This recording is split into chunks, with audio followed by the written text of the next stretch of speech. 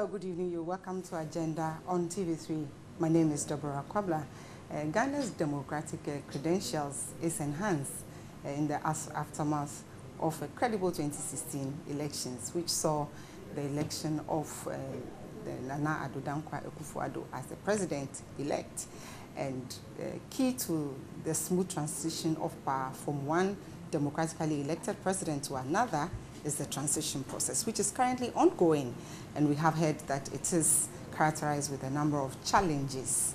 And this evening on Agenda, we discuss the transition, the matters arising, and whether we have any cause for concern.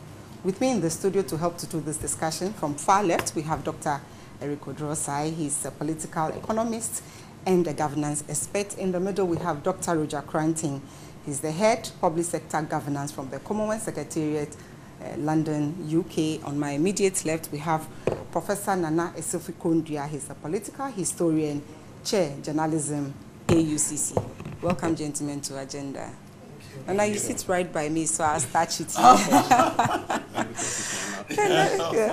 Nana, the transition process is currently ongoing. Any cause for concern?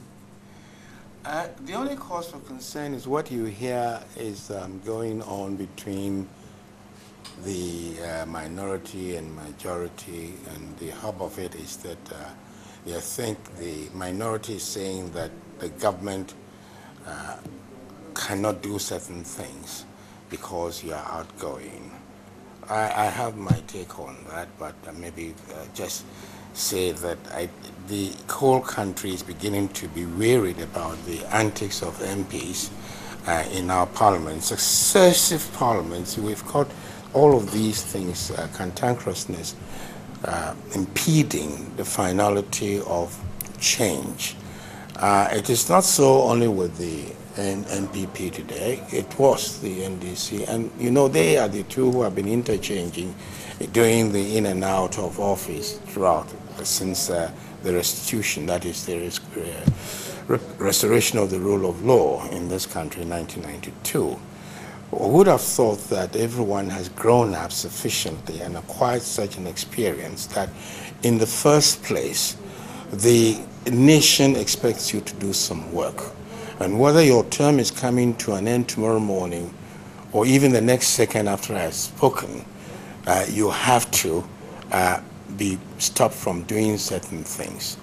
My question is, assuming there was an emergency, Ghana was under attack, and the president incumbent must go to parliament to take the fiat in order to be able to declare a state of emergency to mobilize forces for our defense.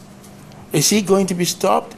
Someone is going to say that this will be an ultimate, this will be the last thing, that one will bend. But what is it that you will not bend to? Well, let's find out from Dr. Oduro-Osai. Doc, what's your impression so far? Because this is the first time we are using the Presidential Transition Act to transfer from one party to the other. And so there's a lot of expectation. What's your impression? Definitely. I think it has exposed the weaknesses in our system further. We thought that with the promulgation of the Presidential Transition Act, it was going to resolve some of the challenges we've had in the past. But it's quite disappointing that we have failed as a nation to fully comply with the prerequisite or the requirement of the Presidential Transition Act that would have facilitated a smooth transition. The first one is the complete absence of a handing over note 30 days into the elections. That is what has brought all these challenges. That should have happened on the 7th, latest by the 7th of November. By the 7th of November, this document should have been made available to the Administrator General. Then the Administrator General should have had, would have had the opportunity of verifying and validating, and then put a cover note on it. So after the elections, assuming the incumbent could not retain power and they lost the elections, then a transition process would be initiated. Once that transition process is initiated, you have the Administrator General handing over these documents to the parties. Then the Administrator General will facilitate the process. Because of the absence of the handing over notes, they have to submit the handing over notes on a piecemeal basis. So the absence of the handing over notes raised a particular suspicion, and it puts people on the other side on high alert. So they read each and every step with all kinds of meanings. Aside from that, the law is also silent on the ground rules or how post-handing over activities are to be implemented. In fact, if the handing over note had been ready, Section 6(2) or 3 of the handing over note is clear that the handing over note, the Transition Act, the handing over note should indicate accurate developments that have taken place within the period of the incumbent administration, and then it should give a projection of what is going to happen after you've handed over up until the time your tenure ends. So it is expected to be in the handing over note so that the activities to be undertaken by the incumbent administration up to the midnight of the 6th of June or January should have been indicated there. In that case, any step they take would have been deemed to be known to be known by the other parties. But because of the absence of this, it was not possible. But be it as it may, how did we decide to resolve this issue? We decided to resolve this issue by ensuring that the two parties agree on ground rules so that subsequent activities to be undertaken after the handing over notes requires that you consult us. We'll look at the ground rules and whether it's been violated. But Dr. Koranteng, doesn't this then give the indication that political parties do not go into elections expecting to lose? And so if we are going to win, then there's no need to write a handing over, because in this case, it would have been NDC handing over to itself. Yes, obviously, going to election, everybody wants to win. But you also have to be pragmatic to know that there will be only one winner. And since you are more than one political party, in fact, we have the two main political parties. Ghana is almost becoming a two-party state. So the assumption is that you want to win, but you are also likely to lose. But that is the side the political party lost on it. In fact, I associate myself with the things my colleagues have just mentioned, because that's exactly what I was going to say. That I think the Presidential Transition Act, if you read it carefully, I think it's quite comprehensive enough to have resolved all the issues coming from or looking at where we have come from since 1992. And political parties have changed. Some you hand over to yourself, some you hand over to another political parties. We have seen all the problems that have happened in the past. So this Act 845 was supposed to at least deal with most of the issues. The problem over 30 days before elections. After elections, what will happen? The administrator will give it to the incoming and where they indicate that when you hand over, you also have to indicate within the transitional period your projections. That means the activities you are likely to cover during the projection. It should be part of the handing over. And in that case, you, the two political parties, will agree, because I know your next steps within the transitional period, because you hand over your activities, obviously going to account for your activity, the party in government activity, up to November 7th. Then it's actually the midnight of November 7th. November, yeah. No, then December 7th, when the elections is held and the winner is declared, then the transition will kick in. That is where your projections comes in. Assuming, because the law says assuming you don't win, you don't hand over to yourself, then you're going to hand over to a new government, then your projections will come in. That means your activity is going to do within the transitional period. And that the two teams will now be in the know and they have the discussion. Again, there's a clause which talks about advisory council. And it specifies who should be on the council. Three-member advisory council. And their main function is to mediate and bring any disagreement within the transitional period to resolve it. They said that the speaker, he mentioned the speaker to be the chair, then eminent person selected by the incumbent president, and then eminent person selected by the president-elect. 3. So they will, all the issues that they cannot agree on will then be resolved. And the act specifies that their decision will be final in terms of resolving this. So for me, there's enough ingredients if we have implemented or gone by the rules, the implementing the acts. We shouldn't have had these issues. Challenges. So these challenges has come as a result of not implementing this act that have been in place since 2012. So that is where the challenge is. That's where the challenge is. Doc, some of the ground rules that they said that they have violated, in your view, what are they? The first one is that subsequent activities, post-handing over activities, will have to be run by the transition team of the incoming administration. And when you read Mr. Osafo Mafo's press statement, he said they think that they have been handed a wrong deal because they were not consulted, they were not informed by way of the appointment of the head of SHRAJ, appointment of head of NCC, and recently there have been an appointment of Auditor General. So they thought it was in bad faith. And I think that, yes, they have every right to say that, but they could have also run by the advisory council, the one Dr. Kwon to do the mediation. To do the mediation. Well, if the people were already appointed, what then would they be mediating? No, but coming to the public domain to tell us what do you want us to do as a public? Nana, do you share the view that it's legitimate, the president has a legitimate to appoint, but then it comes by the simple faith rule of thumb that a government must be seen to be governing up to the last second of its term. Even if the new administration is there with this whole business of the 845, isn't it? Yeah. 845, yeah. Thrives on one word: trust. Every one of us trusting the other, that we ought to have done this, we haven't done that, right? I'm almost going to go church again. In the Methodist confession, it says, "Spare us, O Lord, miserable offenders who have we have done those things we ought not to have done, and left undone those things which we ought to have done." So we come to that kind of consensus and agree that perhaps some things occurred that led us to overlook our responsibility.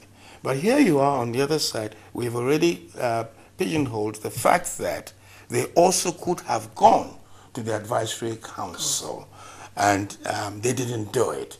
So we begin to play politics, playing to the gallery, each one of us, as if we're scoring points again for another election, which affects this country. And that's why I'm saying the country must be beginning to feel very wearied with all our politicians.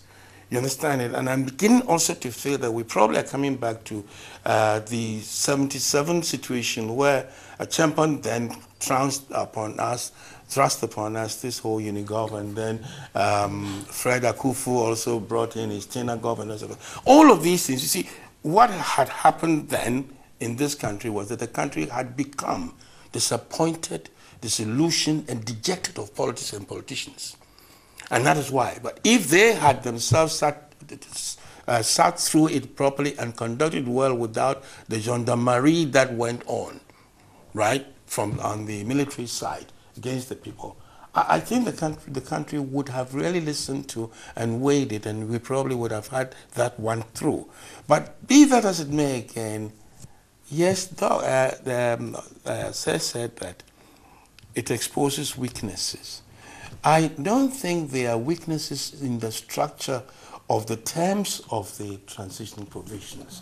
They represent gross failure of the human being, A, as a human being, B, as a politician. And they are very different breed. You understand it? They'll tell you one thing now and they do another thing, right? Are the people in there not so vexed with these transition provisions that we must do A, not do X, and we must carry out C, and behave as though we have forgotten about D. And so I don't think that it tests the weakness in the system. It's a very neat, provision they've done there. Yeah. That if we all played ball, we wouldn't have had this. But because we started doing these things, then it becomes a political battleground, right? And we go into this kind of, whereas at the same time, is the country that's losing. When two buffaloes fight, is the grass that suffers. In this case, the grass is this country. And I plead and pray to them that let's forgive and forget and compromise. That it's the nation that you've gone there to serve and not yourselves. You know, I learned that the greatest honor any nation can do to a citizen is to elect that citizen to become its representative in the legislature, to make the law for I who voted for you to obey. And so it gives you such a responsibility. So any little thing that you do, you must not forget that it's such an honor, but it's an honor that carries so much responsibility. Responsibility not to myself alone, but responsibility to my nation and the people who voted me there. Dr. Cranton, we've, as a country, we're quick to sign international conventions, nice policies, nice programs. You go to the district assembly, they are beautiful bylaws. But then we have challenges. Isn't it the usual Ghanaian way of doing things? Write it out, but don't follow it. Yeah, it's the usual.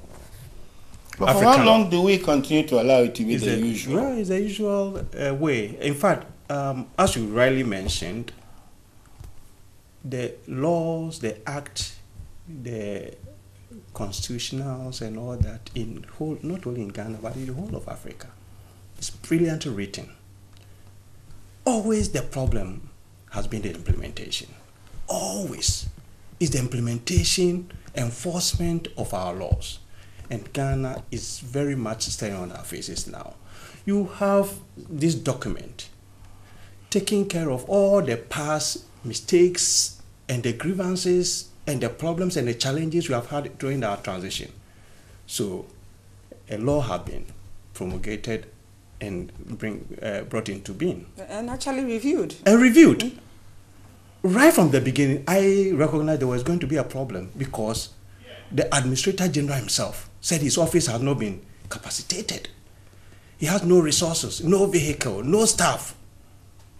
Such an important national institution.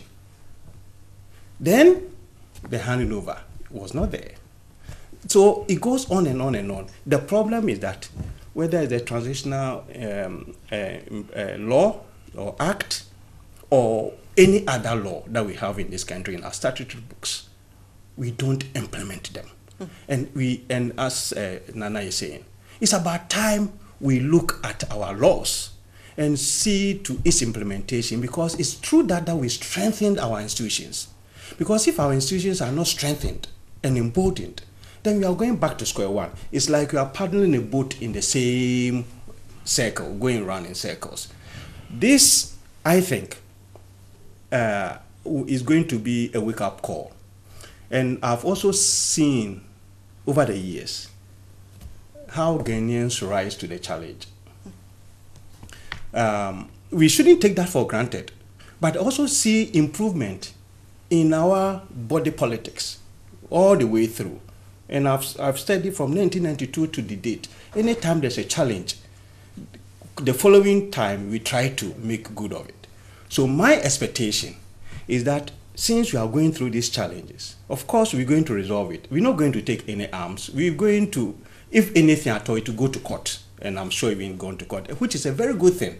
Court is there for everybody.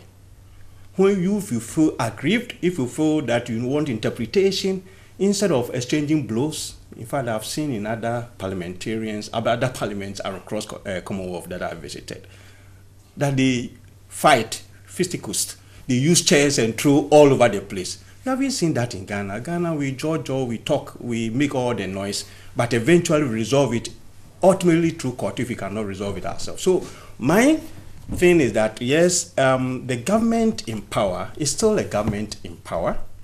They will, as I would have wished that the transitional time or the appointment probably trust, as Nana is saying, would have called Nana and said, look, this is what I want to do.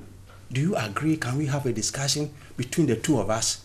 Because I know I'm putting the person in place, but you are going to work with the person. And that's the good faith. That's a good faith. That's the trust we're looking at. And that's what Ghanaians we have.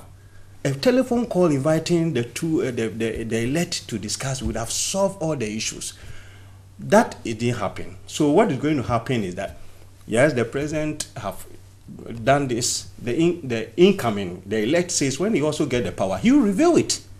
So that is how I see it going forward.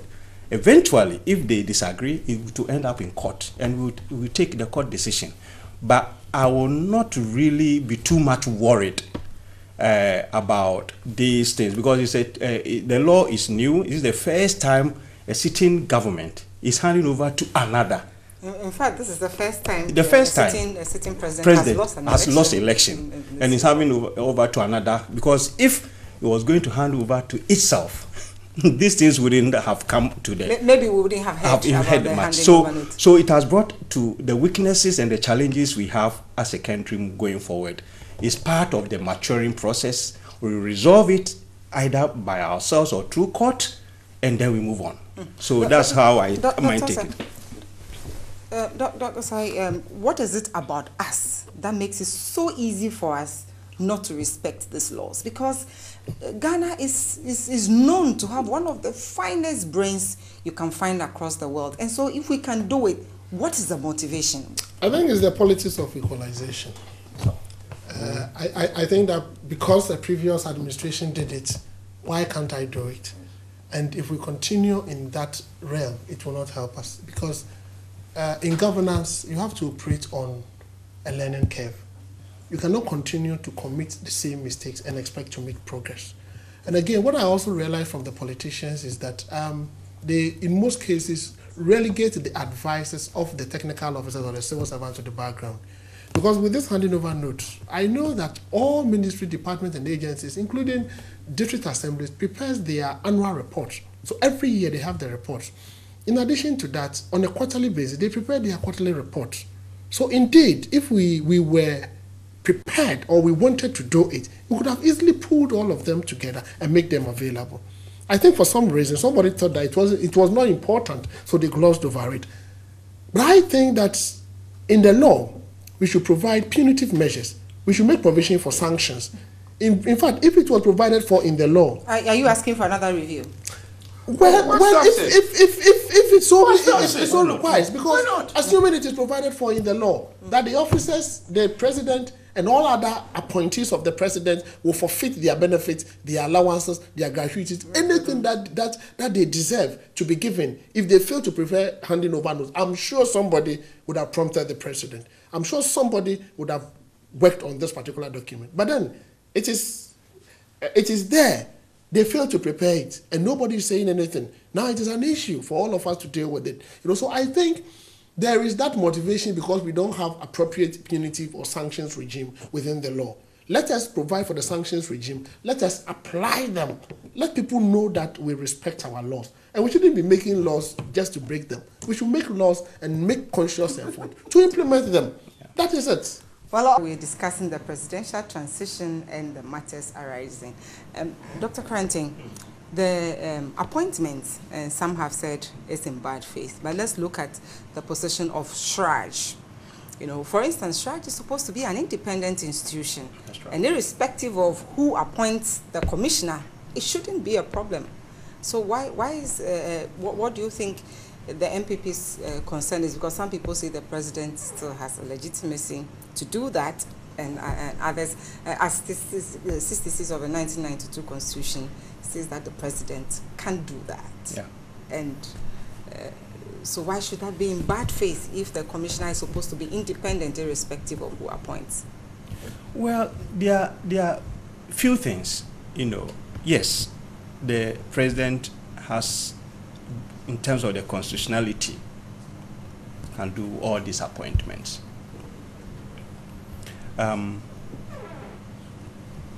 The specific SHRAJ appointment is interesting in the sense that if it has happened outside the transitional period, I'm not sure anyone, the MPPs or anybody for that matter, would have raised an issue, because that is the president's prerogative to appoint, or in fact, no prerogative, it's a function. It's a mandate. Yes, a mandate.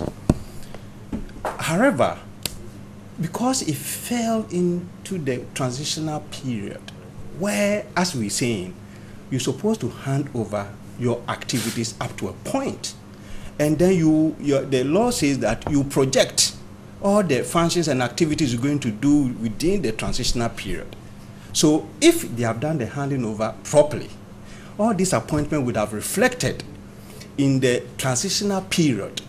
These are the activities or my projections that I'm going to do.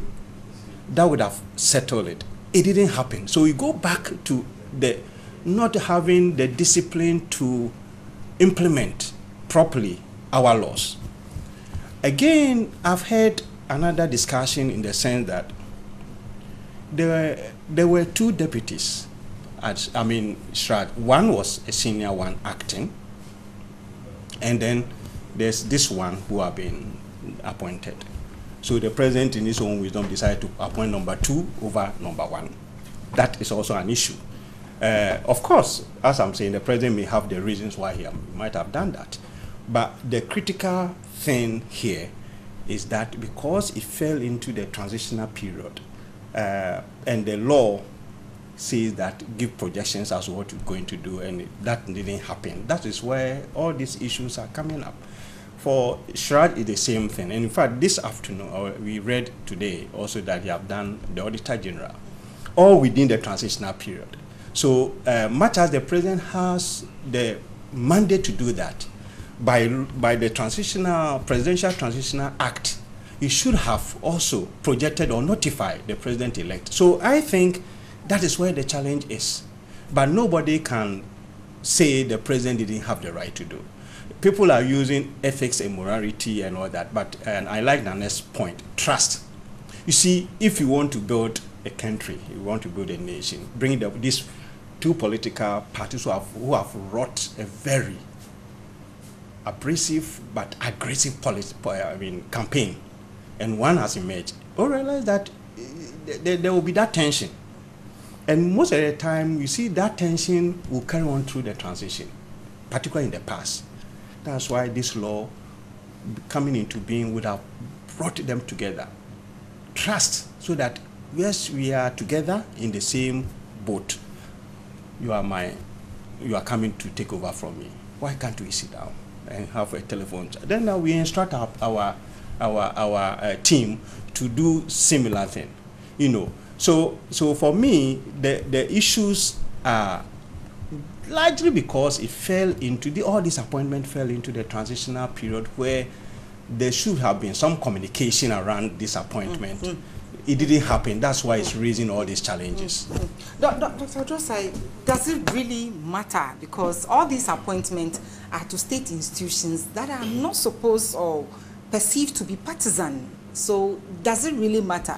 It matters. I like your word, perceived, to be non-partisan and independent. It seems to me that there is this perception and impression also out there that though on paper and in law they are supposed to be independent, some of them have not proven or demonstrated their independence as required by law. Again, even in our own administrative or institutional setup, if you are going to do a recruitment for a head of department, on the panel, you expect the head of department who is going to work with that individual to be a member of the panel. Because at the end of the day, the person who is going to work with him. You've appointed an Auditor General, you have appointed the head of Shraj. Shraj is going to undertake investigations and complaints of abuse of office and all of that. And it is the incoming administration that is going to work with them. And in fact, if the incoming administration finds anything abnormal concerning the activities of the previous administration, they're going to engage Shraj to do the investigations. And this same Shraj head has been confirmed or appointed by the outgoing administration. So there were a number of issues there, which on its own, I was thinking that we should have warranted a meeting or a discussion between the two parties that, look, I am leaving. This was an outstanding activity I had wanted to perform. But then I don't want to leave the scene without performing these activities, because people might think that I have not discharged the obligations imposed on me or the responsibilities given to me. So these are the individuals. We have already shortlisted them. We are doing the appointment, but you're going to work with them. You will not have lost anything. But the fact that you refuse to consult them, the fact that you even bypass the most senior person and then appointed somebody who is second in command or secondly after the most senior person, I mean, it marks some suspicion, so they would complain. But then rightly so, they said they have the right of review, and that it is provided for in law. They can review it. But for when can we bring closure to some of these matters? When can we operate as a nation, respect the systems, respect the structures, allow systems to work, irrespective of whoever is there? If we allow the laws and the rules to work, nobody would have complained. It doesn't matter who appoints who. Who appoints who, because he's there to do a professional work. But if the person does not operate in a way or manner that suggests or that sends a signal that they are being practically independent and professional, that is where the problem arises.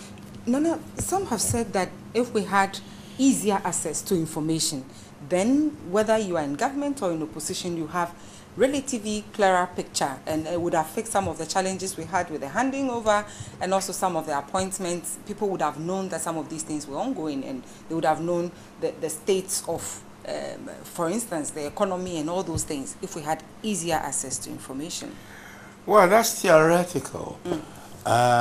Having easy access to the information and dealing with the information are two very different things. Here we have a press which you can safely say is divided between politics or ideologies, if they continue to exist.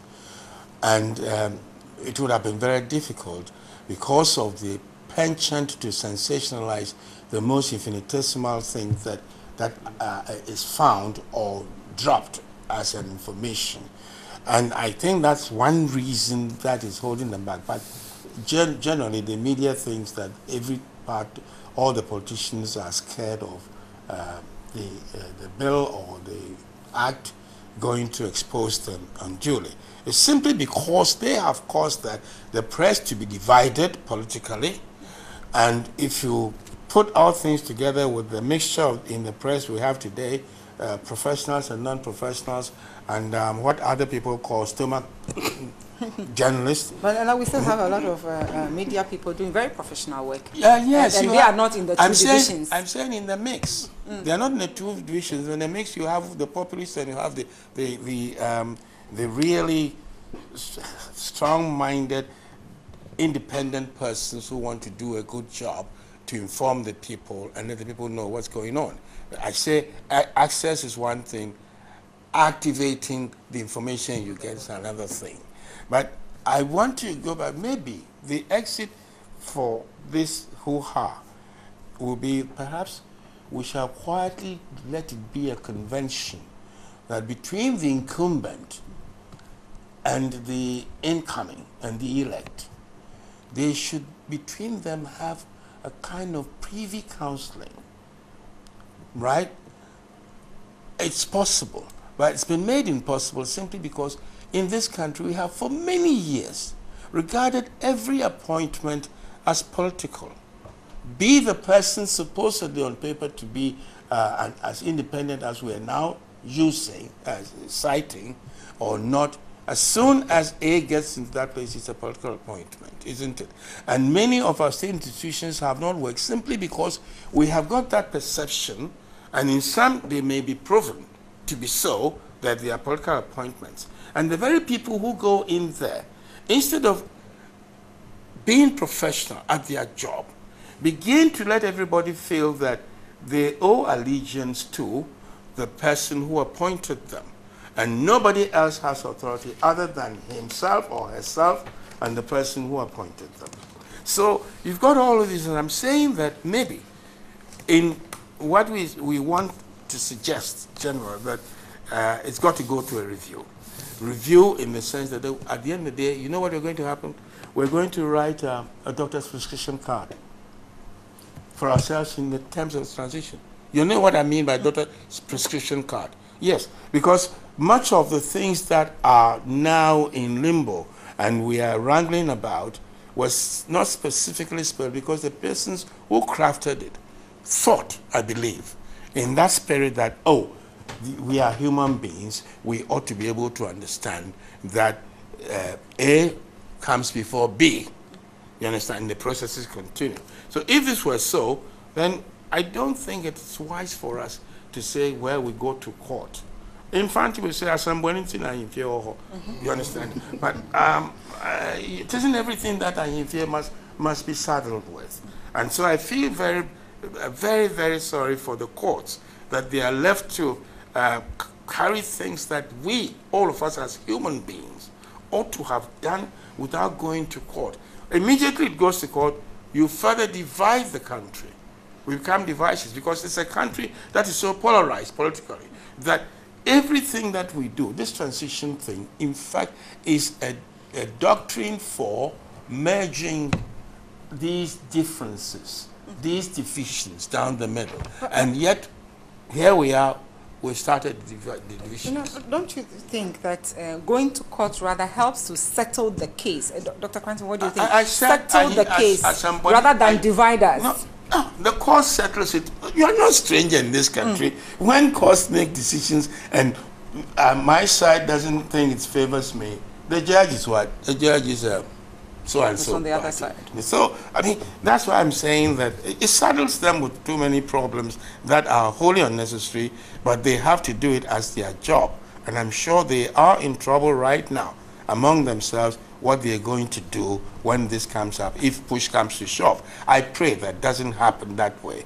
But I will insist that at this moment, if I could have the temerity to advise both John and Nana, two of you please get together very quickly, quietly behind the scenes, and sort these things out quietly so that everything becomes very smooth, right? At the end of the day, Onya, look, sorry, we didn't do it this way very well. Sorry, we didn't do it. Let's go at it very quickly and sort it out, right?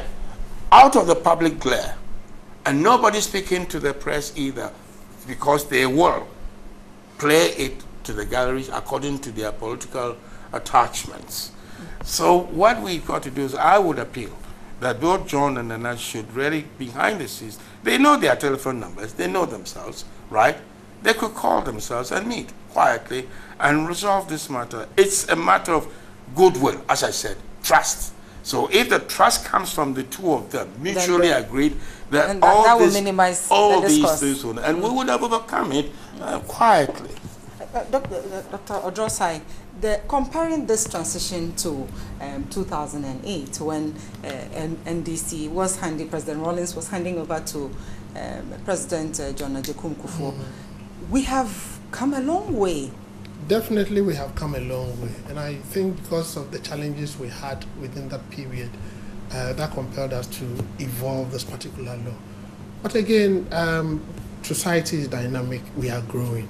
So with all the lessons that we've learned through this transition, I would expect that we'll review the law again to accommodate the inadequacies that we've established. What would you want to see in the revised law? Key things. One, there should be sanctions for failure to prepare handing over notes. Two, they should make the Administrator General a member of the transition team so that he can facilitate the process. And then three, they should find a way of prescribing minimum content of the handing over notes for the purpose of standardization. Because some of the handing over notes I've seen, some of them are 5 pages, 10 pages, and it's difficult for you to even compare them. Some are too voluminous, some are very scanty to be called a handing over note. So if we can have a regulation on the act, that is a legislative instrument, or a provision in the act, or an annex to the act that provide the minimum content of the handing over note, it will really help. These are the initial ones, and then evolution or development of standard rules of engagement is very important, because it looks as if they evolved one by convention, and that did not also work. And then we should compel them to use the advisory council. We should compel them. The advisory council is provided for in the law. And that's when there's litigation, when they are not able to resolve their issues. Yeah, but clearly we have not heard them going to the advisory council, making good use of the advisory council. And there are no compelling reasons why they should go there. Probably they haven't reached that point yet where they need. Well, let's hope so. When are we going to get to that point? When are we well, going to arrive? when there's disagreements, because the Act says if they are not able to resolve that. The Act says the iffy clause. I beg you, sir. Let's have Dr. Krantin, Okay. and then you can. Doc, yes. Yeah, the first and foremost, I think the transitional period has gone a little too far now. A lot of things have happened. So going forward, I'm wondering what to be the best way out. I think the best way out, of course, if the two leaders can speak, will help. But the thrust of the issue is that 3 key appointments have been made. Yeah. Incoming says that you need not to have made it imposed on us, even though it's your mandate. The incumbent says it's my responsibility to do it. So that's where the stalemate is. So the incumbent have had to say, he have done his work, he have done. The incoming says, well, okay, it's my turn. When I come in, I will look at what I'm going to do about it. So at this stage, I think it becomes there's little they could do about it. However, the going forward for me is very important. How the lessons we have learned even now should be enable us to review this Presidential Transitional Act itself, to incorporate most of the things my colleagues have mentioned, and also including empowering the office of the Administrator General. It's very, very important, because if you don't empower, if you impoverish that office, no resources, they would not be able to even verify, go around to do all the things they have to do. So for me, that is important. Information bill is also important. But you see, I've listened to the arguments, and I've listened to all the arguments about information bills all over the Commonwealth, because something that I look at it all the time. Seriously, the right to information bill is a good ingredient, but it's not all in all things to solve corruption or whatever. That's right. No, it depends on the democratic credentials, the strength of the institutions, the content of the bill. Because I've seen some bill, I've not looked at the Ghana one, but I've looked at some bill where there's a lot of exemptions. You cannot provide this information for state security, you cannot provide this for this, you cannot. So you can make all the noise about right to information bill. But it doesn't guarantee. It doesn't guarantee much in terms of good governance. I've seen it in South Africa and other places where. So yes, we have to look at it carefully, but we shouldn't make too much capital, because it's just one of the element that goes into the promoting good governance in the country. We're looking at the presidential transition and the matters arising. Nana, after the President Mahama hands over to Nana Akufo-Addo, the transition period continues. And sometimes that's where we have a lot, but looking at 2012, that's where we had a lot of challenges, where people needed to vacate their bungalows, relieve their vehicles and all that. What's your expectation for this year's? Well, knowing that we have made some It's going to be the same old steps. scrummage, because if we were not able to get things done up to this point where we have these problems, it's going to be the same scrummage. It means nobody thought beyond this handover. What next? People have to move. Where are they going to move, right? Look, it started with all this business about government bungalows, right? You can go through Accra, where government bungalows existed, and you find great-grandchildren still living in there. Yes. Simply because we have not been able to oversee this properly. And we always said, oh, and that kind of stuff. And so governments then will have to find new accommodations, because you cannot move the people out. The people don't understand that they've got to move on. I'm saying... And that's cost to the state. Yes. So it's a matter of beginning to be not holding nicest crafted laws or provisions, and sitting back and not seeing them implemented. we've got to come to a point where we say, if you do not activate what is required of you, you are punished. And that's all there should be. The term, the writing there alone and the activation of just one or two will be a deterrent enough for our people. You know, when we make all the noise, every human being is afraid of that kind of stuff, you know. Hey, what about? You understand it? So and you don't want to be a Dr. Kante, what's your expectation? Some have said that we expect it to be better because we've seen much better transition compared to 2008. And so after this, January 7th January 2017, when the transition is still ongoing, we expect to see better. Yes, I'm always have a positive approach to things. And I also believe that issues must be resolved by learning. If you repeat the same old mistake, you're not going to learn. You are not going to get a better result. But I think Ghanaians have capacity to rise above the occasion. We go through challenges, but we resolve it and we move on. I think my expectation is that there will be improvement. People run away with vehicles and hiding them and all those things. It's not necessary. This day and age, I've realized that Ghanaians knows a lot. So if we take a car or whatever government says to run away, the people would be the one who would. So why do you want to subject yourself to those unnecessary things? After all, a car. Come on. So my expectation is that there will be an improvement. Both sides will exercise responsibility, respect for state assets. You see, the problem we have in this country is that we don't keep records. And that, again, is one of the functions in this transitional act.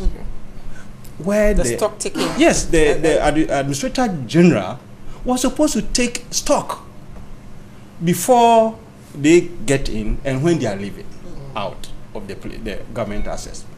They have not done that. So there we have a challenge.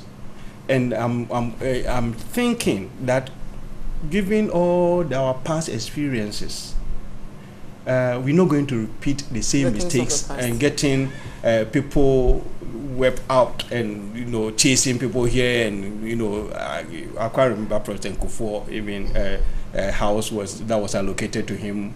Some thugs, youth went and took over the houses and all that. It wasn't necessary. Why do we want to disrespect our president? So I think that my caution to the political, both the incoming and the outgoing, their team, not the president themselves, because for them, according to law, the president should vacate 1 month after the transition. The ministers is 3 months. That one we don't have a problem because the law says that, and I'm sure they're going to comply.